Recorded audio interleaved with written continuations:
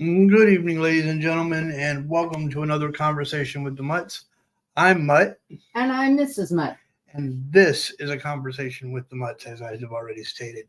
Tonight's conversation will revolve around the land between the lakes and the cryptids that allegedly reside there. There has been quite a bit of history that dates all the way back to the Native Americans when the Cheyenne? The Shawnee would notify or inform, is probably the better word, inform the French trappers and explorers.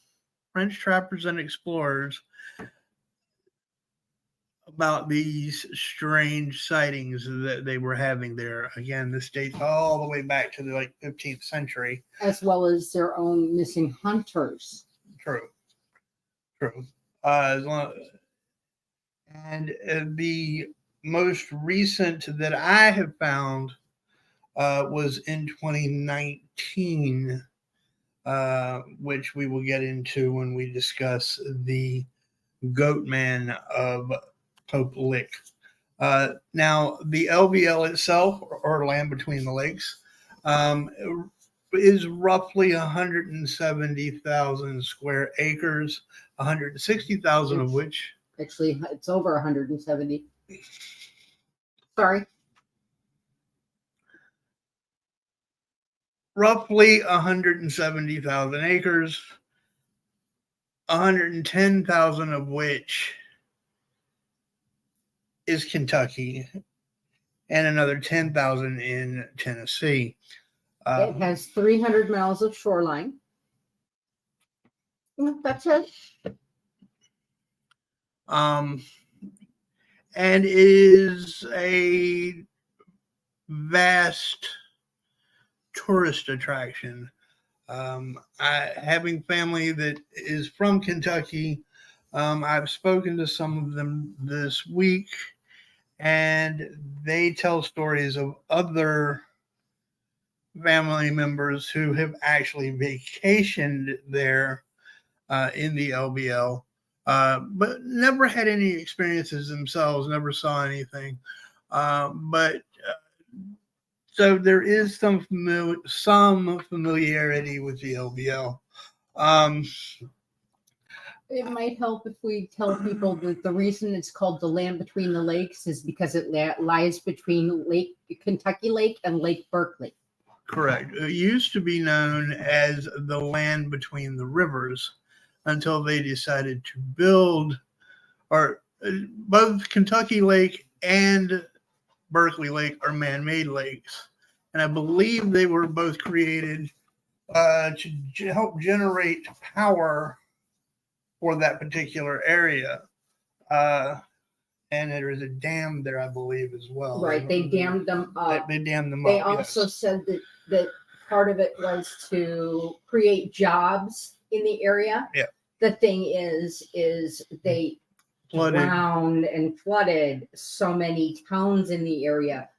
Who were they trying to hire? Yeah, there is that question. Who were they trying to hire with flooding?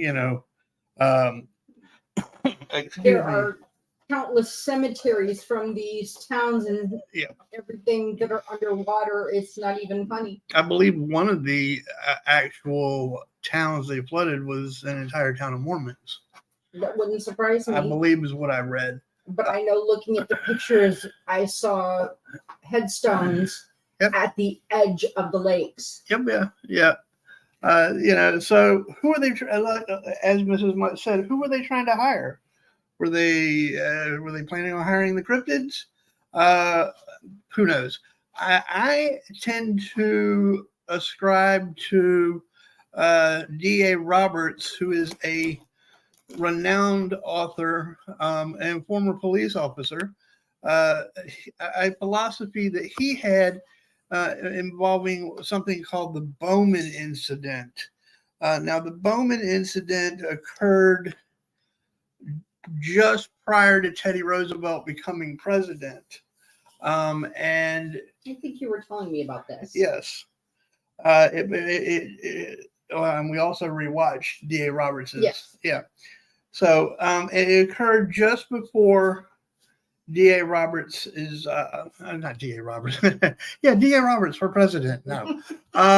D.A. Roberts, if you hear this, I'm not actually condoning you to that, but yeah. No, there is a theory that said that Bowman, because of the way that the incident was written up in such detail, I mean, they talked about, how the tents, how their lean-tos were built, how their fire pits were built. There was such detail in it that some believe that Bowman was actually Roosevelt himself, who his hunting partner, was actually killed by a cryptid, and he was so worried that it would affect his aspirations to become president or even a politician of any note that he tended to cover it up.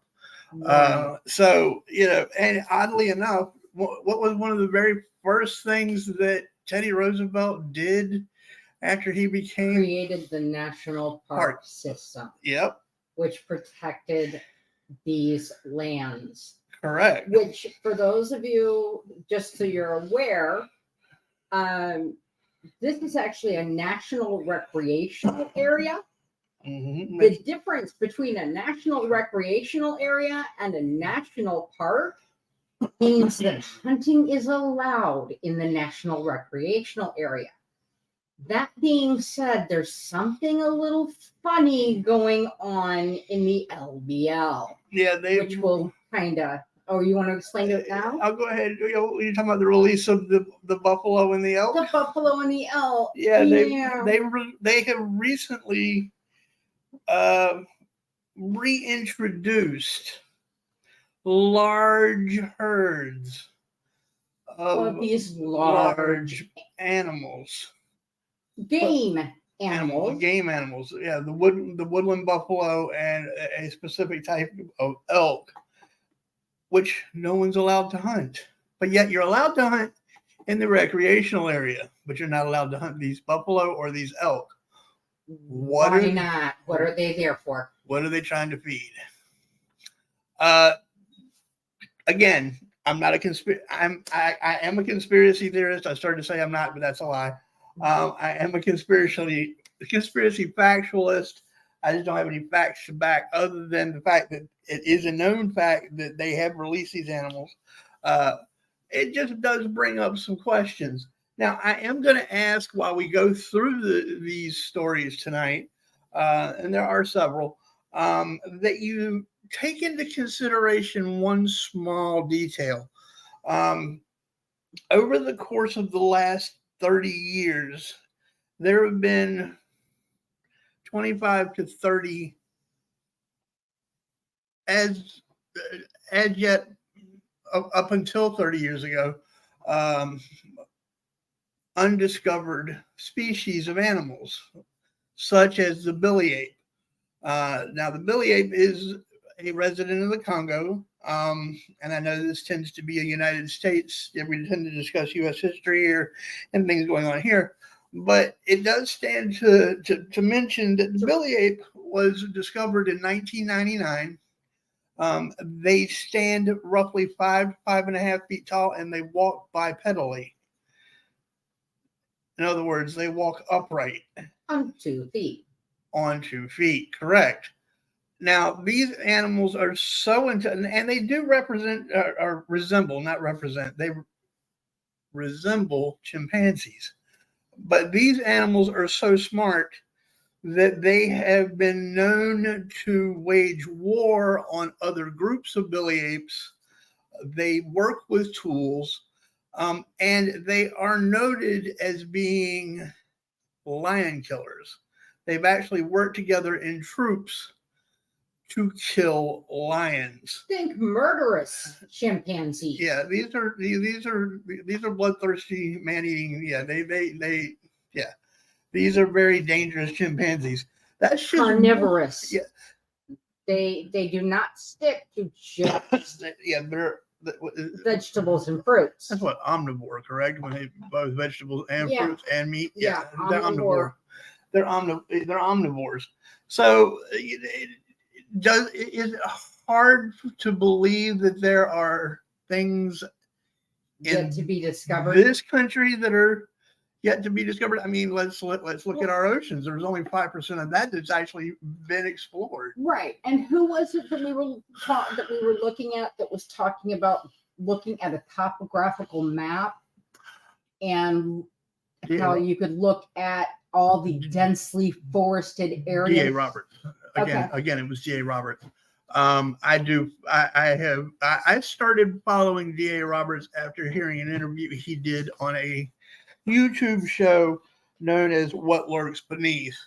And Mrs. Mudd informed me that the same gentleman that does What Lurks Beneath also has What Lurks Above and What Lurks Between. Between is the other one.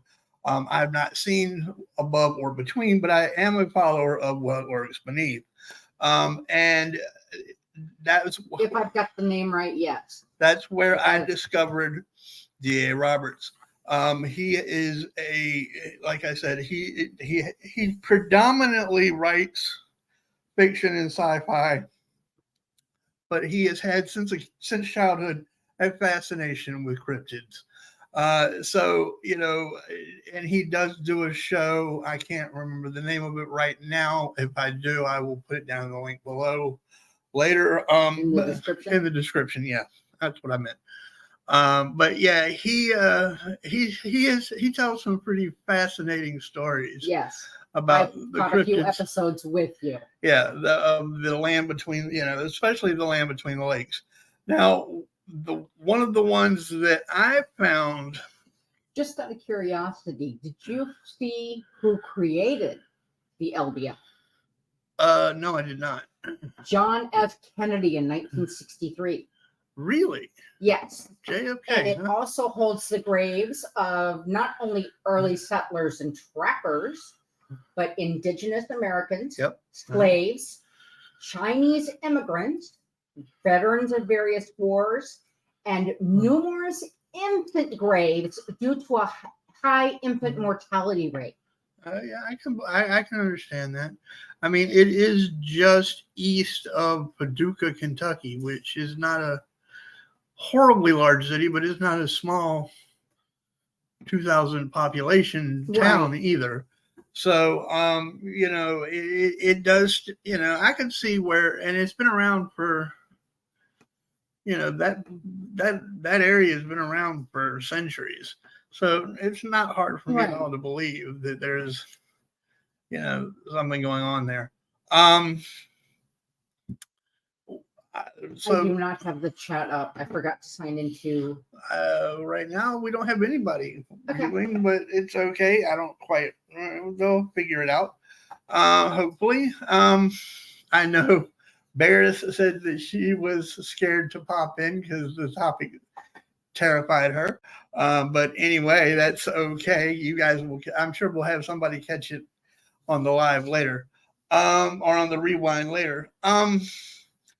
So let's dive into some of now that we've kind of laid some of the groundwork for the LBL. I'm going to start with, and if that's okay, with the goat man of Pope Lick, Kentucky. Now, it is said that this goat man resides under a train trellis. Now, the train trellis itself has its own story. But the goat man, supposedly, there are a couple of theories as to how the goat man came about. Some say that. Are you sure we're live? I believe we're live. Yeah, I'm showing. Okay, on YouTube. Huh? On YouTube. We should be. under true Celtic mutt. Yeah, we should be.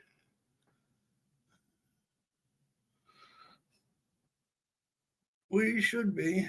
Hold on. Let me pull up. Hold on, folks. We apparently are having some technical difficulties. Go to your live and see if we're not popped up there. Oh,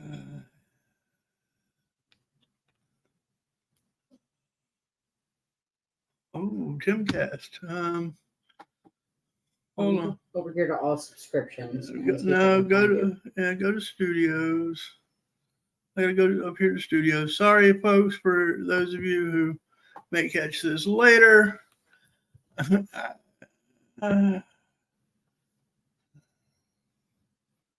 We should be live, but I'm gonna double check. Message, nope.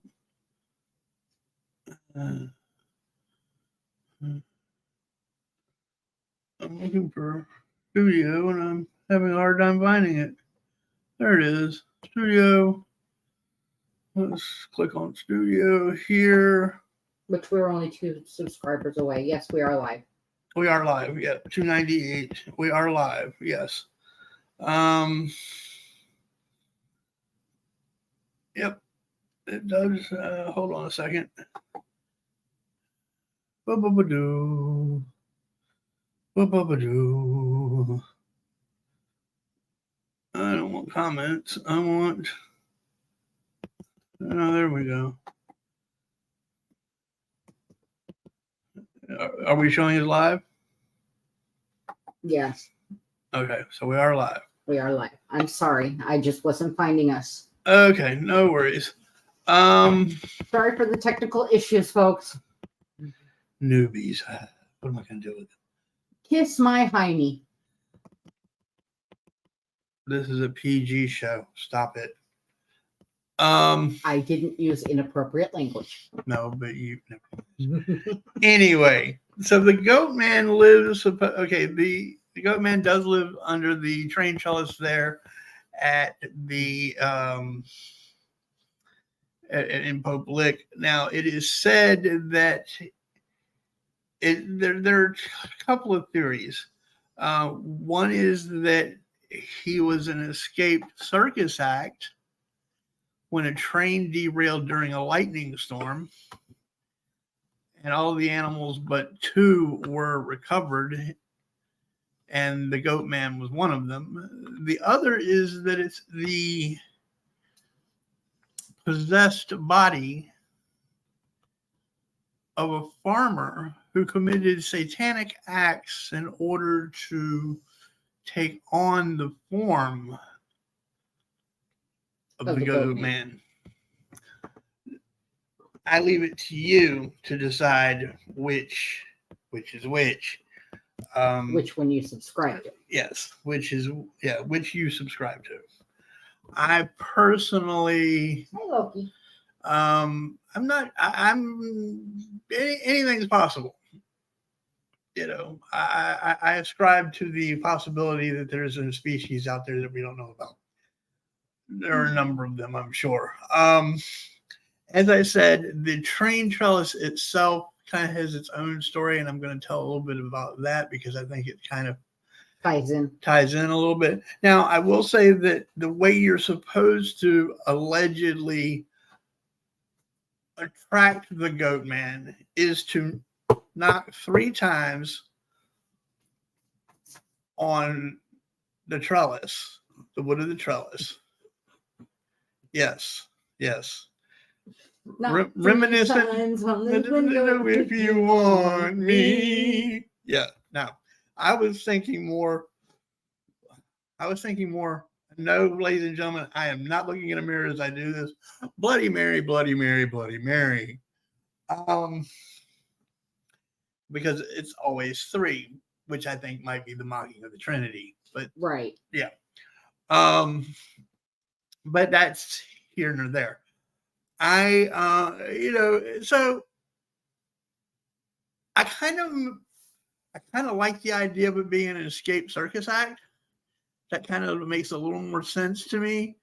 I mean, you've got they said that, they used to say that they would have these furry little people, and it was, dwarves, use the proper vernacular, who had, I can't Depends remember on who you talk to, whether that's part. Well, I'm gonna try to be as PC as possible for the show's sake. I'm not normally PC, and you will know. Some say little people. Some say little people. Some say dwarves. Whatever. Who had this? I can't remember the name of the actual disorder or disease, where they would grow fur all over their bodies. Mm-hmm. That could well be the case. Who knows? But as far as the trellis goes, there have been a number of deaths attributed to that as well. People are not supposed to walk on the trellis. Actually, walking on any train trellis is a federal offense. You will go to prison if you're caught. This particular Nobody told the boys from Stand By Me that. No, see, and that's exactly. And when I heard about when I've heard about the number of deaths, and there have been quite a few deaths of people who were walking across the trellis. And people believe that this is a very old trellis. It was built in like 1886 or something. Mm-hmm. So it's a very old trellis, but it's still in use. In fact, it is owned currently by Norfolk Southern, who bought it from another train company that went out of business. And when they absorbed that train company, Mm-hmm. they got it. Yeah. But it's 77 feet long. So people think, oh, well, we'll just walk across this trellis. Now, there's no handrails on either side, and it's 90 feet high. I'm not walking across. I love you, but I am never going to walk across a train trellis for you. You're on your own. It makes me wonder. There was a movie that was being filmed. It was filmed at a different location. No, I understand that. But the director or somebody lied to the actors and said that they had cleared everything with everybody, and they hadn't. He told them there would be no trains. Right. They had permission and everything. There was a train coming toward them. Yeah. They did not have permission and everything. Yeah, that sounds so familiar of Hollywood. But anyway, I've lost my train of thought now. I'm sorry.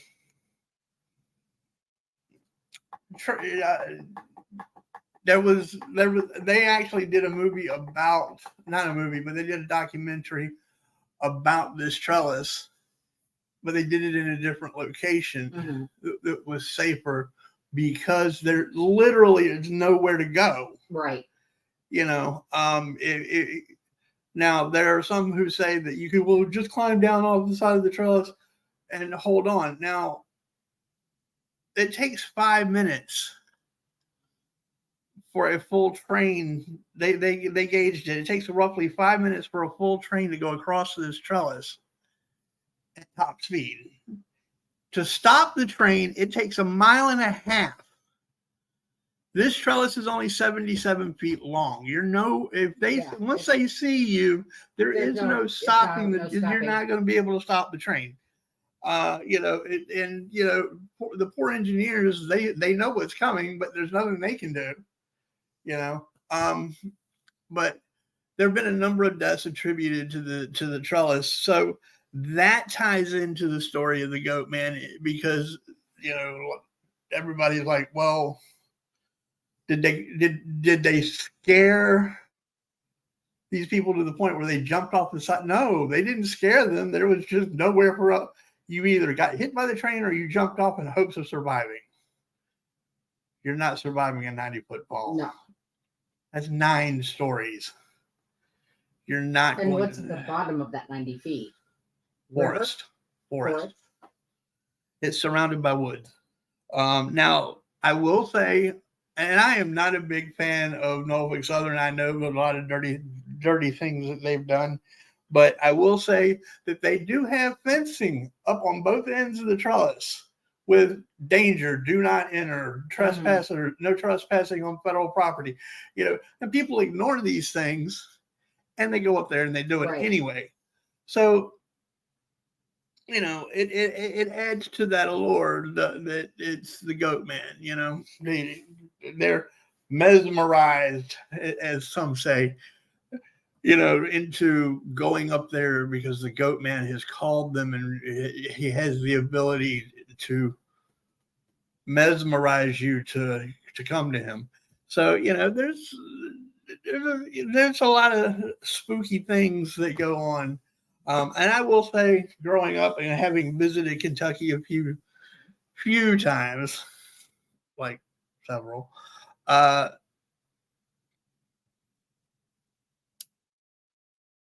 have been a couple of occasions where I've been scared just because there was, well, now it's not as much, but when I was a kid, you could go miles and not see anything except trees upon trees upon trees.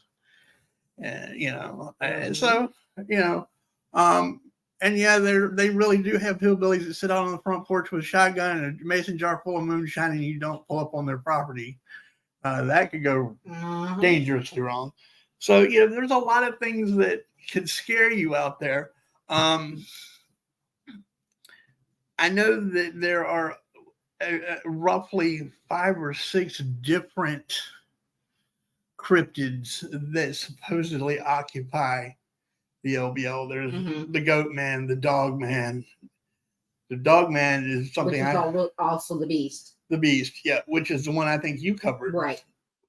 Which, I left alone because you said you were covering that and I wanted to cover the goat man. Which is the thumbnail for this particular story, by the way, is the goat man.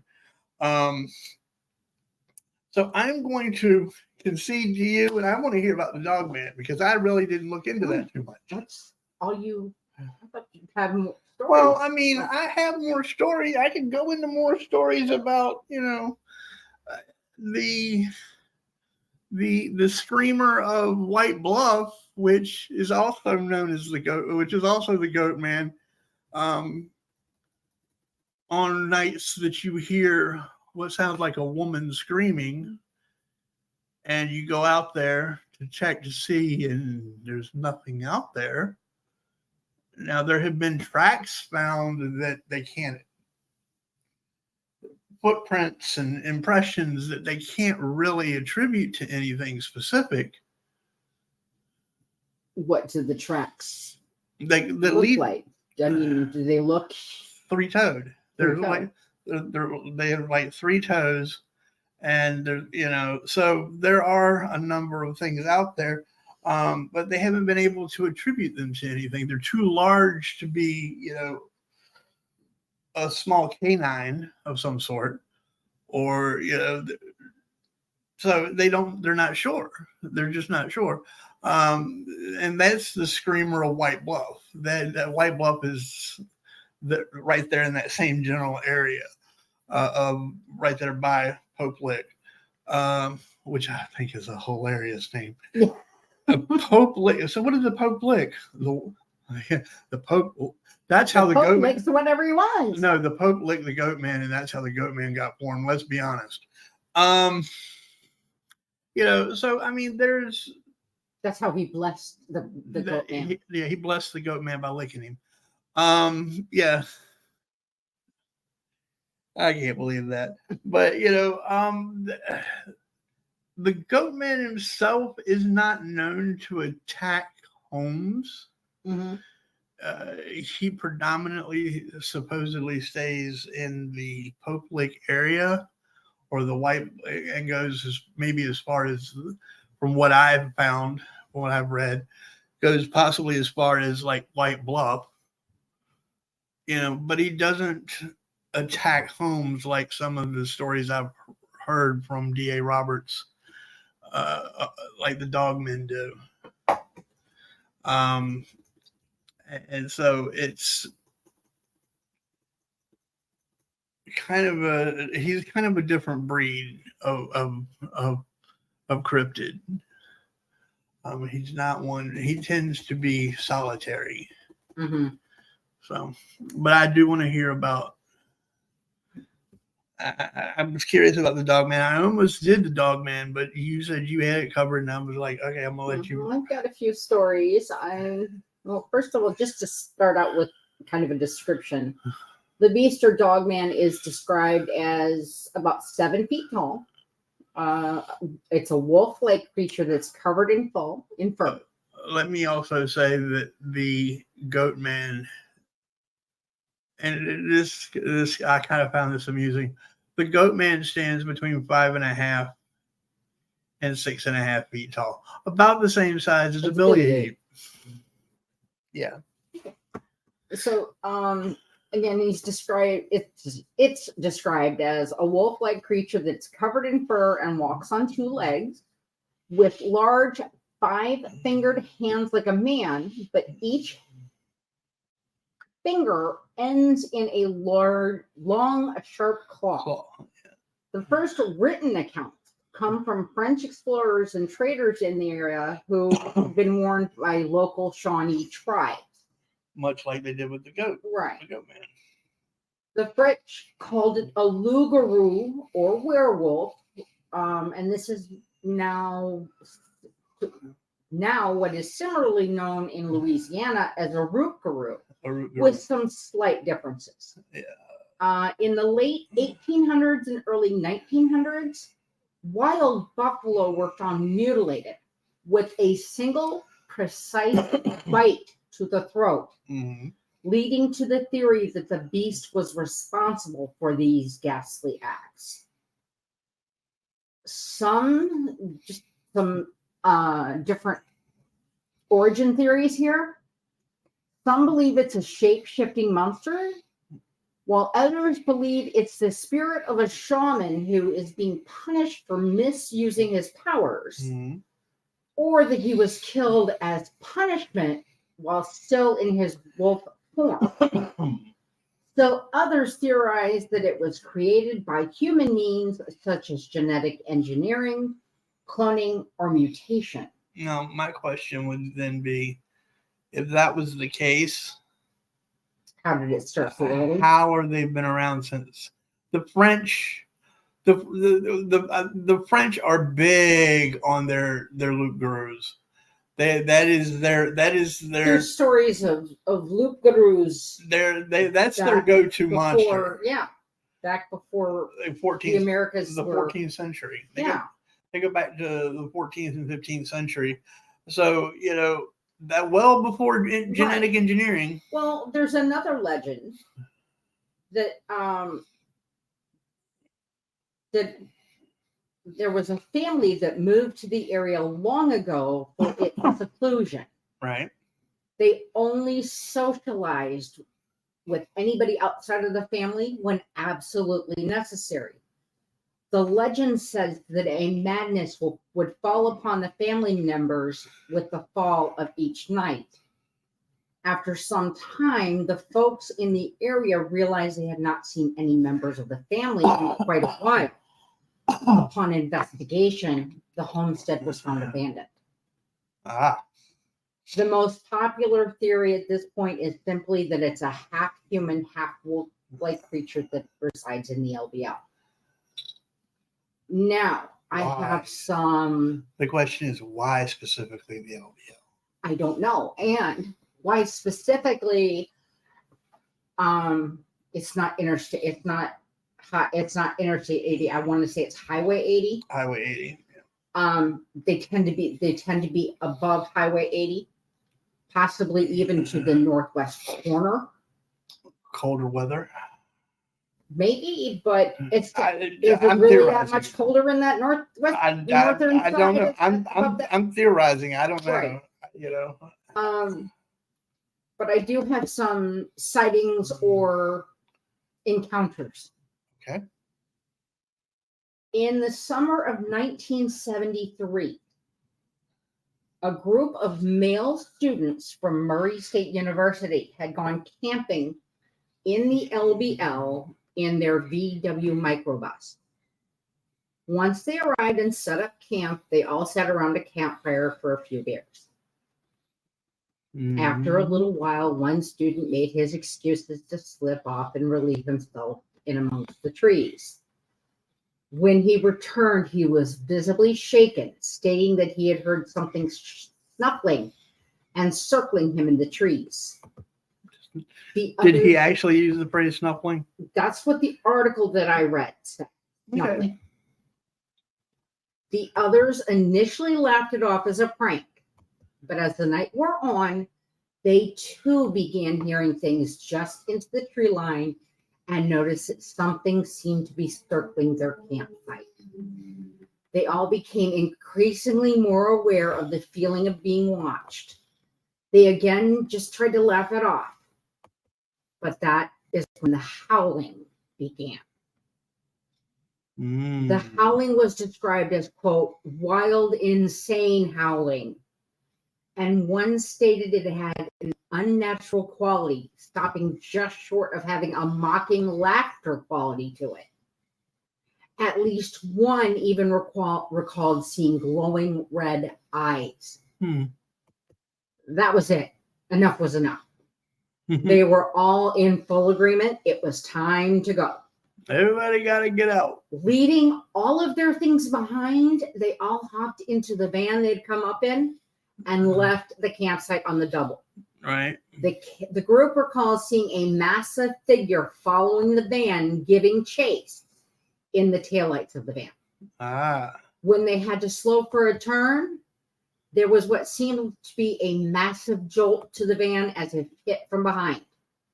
The driver floored it, but the van refused to move as if being held in place. The tires squealed and smoked, but still the van did not advance.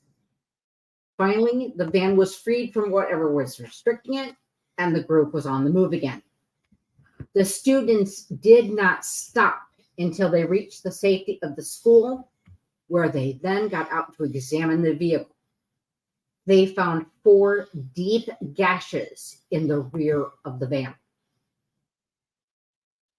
One of the students reportedly got a picture of the creature. The only one my source found is of some sort of dark creature in the trees. I'm trying to pull up the picture you sent me. Yes. But I'm having issues finding it. I mean, finding it as far as the camera share. This was found in the YouTube video Beast of LBL, Kentucky's Cryptid Dogman Werewolf from the Land Between the Lakes, from Criptides Untold. We can always put the link in the description at a later point, if need be. Yeah, we can. I'm just trying to find that picture so that I can share it. And it is giving me a bit of an issue. Well, I can hold on. Wait a few moments. The Mutts American Mosaic. No, that is not what I want. The LBL. No, that is not what I want. Why am I not able to find this picture?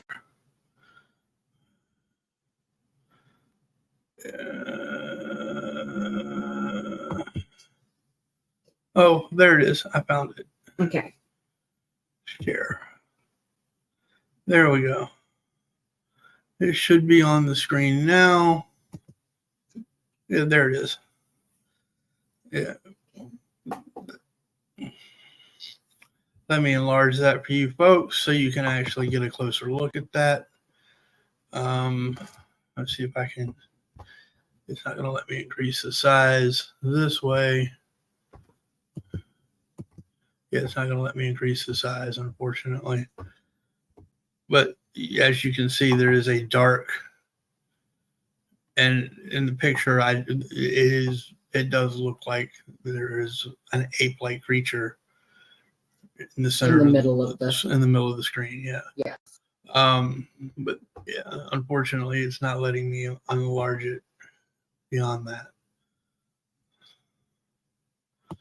I tried, babe. No problem. But that was the picture I found. I did do what I could to zoom in on the picture and do a screenshot as best as I could of what they showed. So I tried to do what I could with it as well. Yeah. The next story I have is from a young lady. 5 years later, in 1978, 17-year-old Jan Thompson was visiting her aunt and uncle and their family for a couple weeks during the summer in Grand Rivers. She enjoyed getting to spend time with her younger cousins, Joe and Rhonda. She would spend the days while her aunt and uncle worked outside, keeping Rhonda, 10, entertained, while 13-year-old Joe would spend his time in the woods on his dirt bike. One evening, while the girls were playing on the front porch, they heard the engine of Joe's dirt bike as it approached. Noticing it was at too high of a pitch to be approaching normally, they became concerned. Sure enough, Joe pulled into the yard at breakneck speed. Using all of his skills to safely bring the bike to a stop without falling from the saddle. Limping toward the girls, Jan could see what looked like fresh blood dripping from a long rip in the right leg of his jeans. With tears streaming down his face, Joe explained how he had been coming home along the path by the old sawmill when something dark burst from the trees and tried to grab him. He immediately accelerated to escape as he felt pain of sharp claws slice into his right leg. He turned to get a look at his attacker and noticed it was in pursuit, fully upright on two hind legs. As Jan was trying to calm Rhonda, who was clearly upset by the blood she saw on her brother's leg, the three young ones were startled by a guttural roar coming from somewhere further down the nearby trail. The figure of a tall, lean body stepped out of the tree line, covered in fur, black as night itself. As Jan and her cousins quickly moved toward the safety of the house, the creature stepped forward again, this time triggering a motion-detecting security light on the house. Stopping and lifting its clawed hand to shield its eyes, it gave the children time to get safely inside the house and lock the door. The creature remained motionless for a few moments, allowing Jan to get a good look at it through a window. He stated it did not look like the Sasquatches she had heard roam the region, but rather like a dog or wolf on its hind legs. Jan chose several knives from the kitchen, then guided the younger two upstairs, where all three took refuge under a bed for an hour or so. As they lay there hiding, they could hear the beast moving around outside, looking for a way to get in. Finally, the shattering of a window rang out. The children froze in terror. A horn blasted and all other noises immediately ceased. Jan's aunt entered the house and fussed at the kids for not coming out to help with the groceries, as the horn was the signal to do so. Seeing the haunted and terrified looks on the faces of all three children, she advised them to stay where they were, and she went to survey the house. The kitchen window had been broken inwards by the attacker.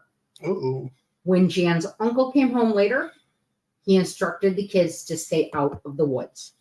I would imagine. Now, this one is a little more in depth because we have a very general story, and then we get a little more in depth. Okay. In 1982, the Land Between the Lakes massacre occurred. What was originally reported as the death of a family of 4 who had gone camping with no witnesses was reported. The family's RV was found, quote, torn to shreds, with claw marks mangling the exterior. The incident was reported to the local police, but was never released to the news outlets. It was said to have been covered up so as to either not cause widespread panic or not to affect tourism. That was probably the latter. I mean, you figure tourism in that area is a Right. multi-billion-dollar industry. Without the tourism, the towns would dry up. Well, I mean, look what, like D.A. Roberts was saying in the interview that I watched. Look what the spotted owl did for a decade to the lumber industry in places like Oregon or Washington. Yeah. Right. I mean, is this the one that went to what he called cave pizza and it was yes, cabin pizza? Yes. Okay. A local gas station worker named Jeanette Thompson, which I find funny that the previous story was Jan Thompson, 17 years old. This is a woman named Jeanette Thompson that is an adult, and this is 4 years later. So that would make her what, 21, 22, yeah. 21, 22, yeah. But it's Jan and Jeanette with the same last name. It's possible the last names spelled different, but it's possible. Well, was it spelled different in the article? It wasn't. I heard it. Oh, okay. That's fair. Spelling. Thompson was interviewed by the police about seeing the family or any others in the area. She stated police told her about shredded, blood-soaked clothing spread throughout the site. Their story at the time was that it was a random stabbing. As the rumor mill spread stories of what happened, it was stated that the body of the daughter was found half-eaten in a nearby tree. Whoa. All of the bodies were said to be covered in claw marks. There are those who say the father was decapitated, and others who say his neck was broken, twisted to the point that he was facing backwards. Several years later, now again, this occurred in 1982. Several years later, in December of 2020. Several years later. Yeah. Decades later. Yeah. 18 years later. Yeah. No. 28 years later. 28 years, yeah. So decades later. It'd be 28 or 38 years later. Whatever, my math, I'm not thinking well with math tonight. Anyway, a gentleman that will only identify himself as Roger came forward stating that he was an eyewitness to what had happened. He said he had been invited to go camping with the family. Apparently, his family had just recently moved to the area that this family was from an Amish settlement. Okay. To where this family was from. And this family had invited him to go camping. And so he was there when the incident occurred. Ooh. He states that the mother and daughter, Diane and Connie, were inside the motorhome preparing dinner while the father and son, Levi and Stephen, were gathering firewood. Roger was preparing for target practice by gathering cans from inside the camper. At this point, he says he heard a commotion and yelling from outside. He then saw Levi run around the front of the camper and open the driver's door, grabbing his own shotgun from inside and run to the back of the RV. This was when Roger stepped outside himself, just in time to see the son, Stephen, being raised into the air by a massive beast who was leaning in toward Stephen's neck. Levi then fired on the creature, hitting it in the shoulder, causing the beast to drop the body of the boy, then lunge at Levi, tearing him to shreds. Roger fired, hitting the shoulder as well, but closer to the neck. The creature was injured, but did not fall. Instead, it snarled at Roger and for some reason I don't understand. I'm guessing Roger might understand it, but I don't. It snarled at Roger and went around to the other side of the camper. At this point, Roger panicked, dropped to the ground, rolled under the RV, and then took a position above the drivetrain to hide. It is at this time he said he heard a window shatter and the camper rocked violently. He could hear the screams of Diane and Connie from inside. After a few minutes, all went quiet. After waiting until he heard the beast run off and he felt safer, Roger came out of hiding to find Levi, Stephen, and Diane all dead and Connie missing. He made a run for it and was later found running down the road by a man in a pickup. The man took him either to a nearby farm, Rivers, or to his own home to use the phone to call the authorities. Roger Remember, this is in the early 80s, well before cell phones. We'll see, there's some discrepancies between what I heard. And Okay. I'll touch on that in a little bit because there's some changes to Roger's story over the years. So that's Oh yeah. Memories fade. As far as the beast running to the other side of the RV, it a wounded animal will do strange things, and it had just been shot twice. Yeah. You know. Okay. He states 2 agents from an unknown organization, quote unquote, and she air quoted that, ladies and gentlemen, picked him up from the man's house and took him back to the scene, or that the man took him back. Either way, the site was crawling with either National Guardsmen and other local authorities, or with other agents of this quote unquote unknown organization. Could these be Men in Black? One agent that Roger calls Walt stayed with him, asking him questions and having him point out everything. It's at this point someone beyond the tree line called out for help. Everyone pointed their lights that way and followed the voice. Upon arrival, they found the body of the creature dead in a tree. Mm-hmm. Apparently, Roger's shotgun blast near the neck had done its job. It just needed time to take full effect. The body of the daughter, Connie, was found nearby. Roger says he has no knowledge of what happened to the body of the beast after that. The government took it. Then It's in a why lab. would we expect otherwise? It's in a lab somewhere. To be fair, there have been some changes to Roger's story over the years. Like we've discussed, where did he go to use the phone? Who took him back to the site? Who was at the site when he returned back to the site? Another discrepancy is, for instance, sometimes it's a lone creature. Other times a second beast joins in to assist.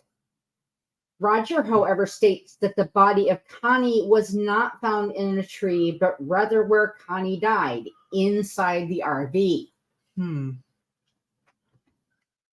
By the way, I think the search is just for kooks and nut jobs. Even cryptozoologists are searching for the creature and information on its habits. Researchers have set up cameras in and around the LBL in hopes of capturing an image of the beast. Trail cams everywhere. Oh, even motion, not just trail cams, video cameras. Well, trail cams do have videos on them nowadays. I'm talking actual like video on the tripod. I got you. Others have set up audio equipment to hopefully catch its distinctive howl. They have also studied the local legends and folklore, as well as reviewed interviews and articles of locals who have had encounters with the beast, and conducted their own interviews to learn about its habits. They believe the creature is primarily nocturnal, preferring dense forests and remote areas. It's believed to be shy and elusive, avoiding human contact. I do have one other. Sorry, honey, didn't mean to pick your foot. I do have, I believe it was in 2017. There was the most recent sighting of the dogman. Yes, of the beast or dogman, and that was seen chasing a deer across the road. But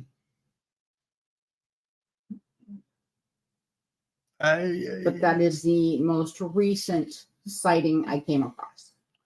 Is that the one that was all black and it was on all fours chasing the? It was on its hind legs chasing. Okay.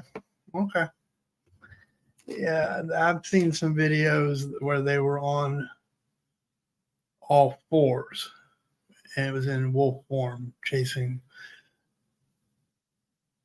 Again, I'm going to say that I don't know. I do know that we don't know everything. I do know that there are new species of things being discovered every day, or at least every year. Would I be remiss in saying that this is all just hokum? Yeah, I would, if I were to actually believe that. I don't know what to tell you folks, but I do know that I would love for you to tell me what you think. By all means, I would love to hear. I want, so if you would please be so kind, we could have I'd even do a late night with the mutts to discuss this one night. If you want to put your comments down in the comments, we can do a late night with the mutts to discuss those answers. We will be doing a series of these because next week we are going to discuss the cryptids of Wisconsin. Is there a specific area in Wisconsin, or is it it's the entire state. I believe I came across a total of 6. That's what cryptids. I thought you told me, yeah. I know there are 2 specifics that I believe I would like to look at. One, because the town I lived in. Right. One, just because the creature sounds cool. Sounds adorable. Those are Puckwagy? Hairy elves. Huh? Hairy elves. The Periel? Hairy. Or hairy elves. Hairy elves or hairy gnomes. Okay. I'm going to have to look to see what I'm going to discuss. So next there week, is if I remember right, there's a monster of Lake Mendota. Lake Mendota. Which is right by your favorite city.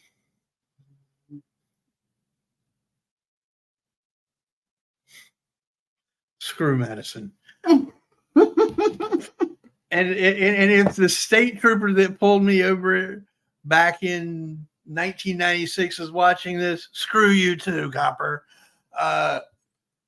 Anyway, for that story, y'all are going to have to email me and I'll tell you directly what that story is about.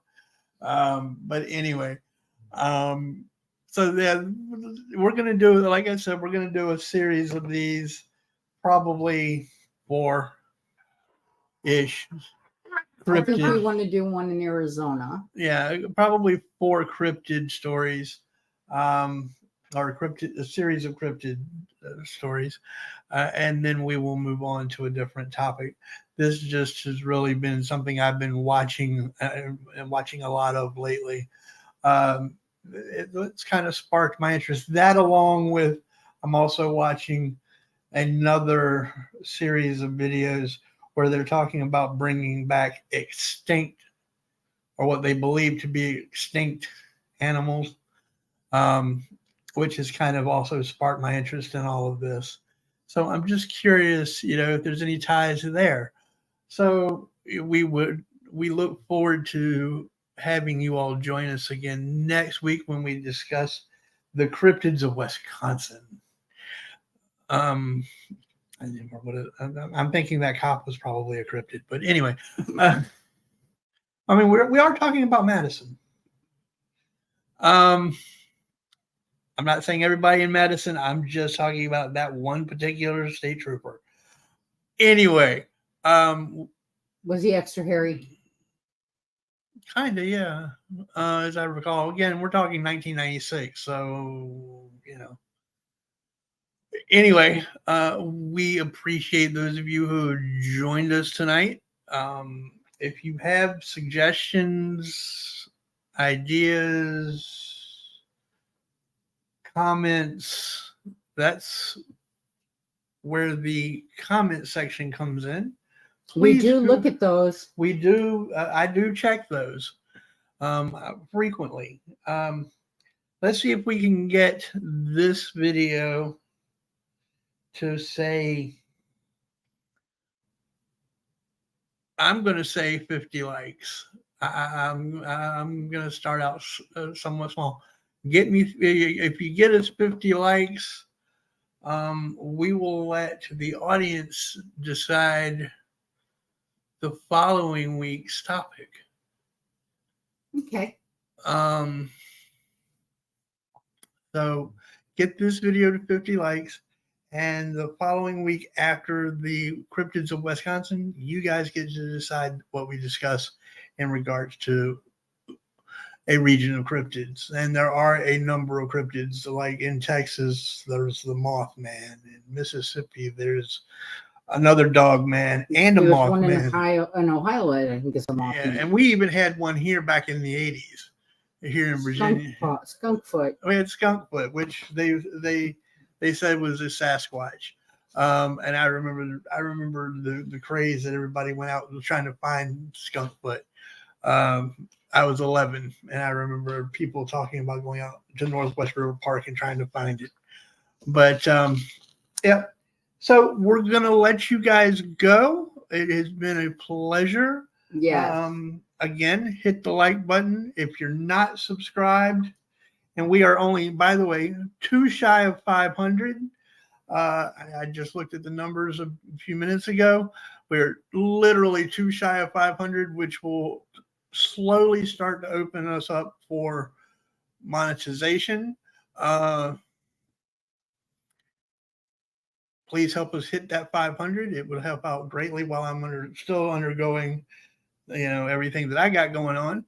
And we will see you good people next week. Till then, be good to yourselves and each other. Have a good night.